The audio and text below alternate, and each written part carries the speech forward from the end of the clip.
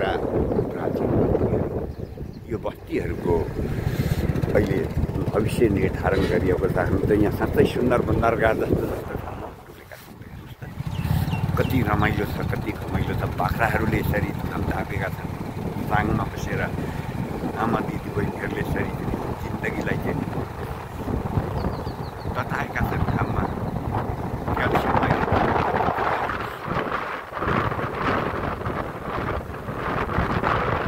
साँच्चैको स्वर्गै छैन त यो मदरल्यान्ड मातृभूमि। यहाँ हेर्नुहोस् त बाखारीका अगाडिपट्टि लाग्यो स्कुलको गाडी। अब बच्चा बच्चीहरूलाई शिक्षाको मन्दिर पुर्याउने यो गाडीका पछि पछि छौँ हामी। यतिखेर यसरी चोक चोक गल्ली गल्ली दायाँ बायाँ बनिएका छन्।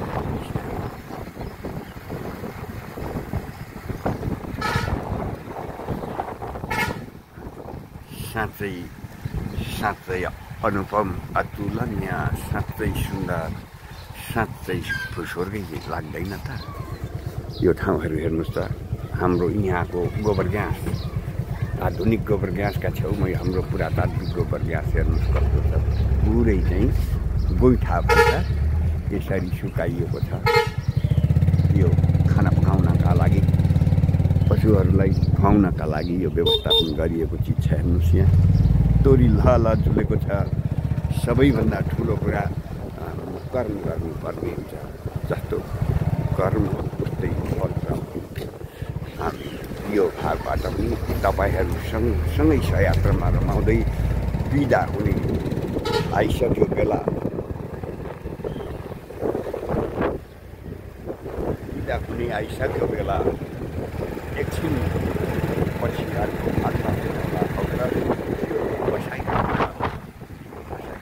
बिदा चाहन्छु। यो हाम्रो मावलघर कर्मघरको तर्फबाट प्रिय मामाहरू परिवारलाई भेटघाट गर्नको निम्ति हामी मामा घर जाँदैछौँ। यो दृश्य कैद गर्दै यहाँहरू सँगसँगै अहिलेलाई यो भागबाट बिदा चाहन्छु।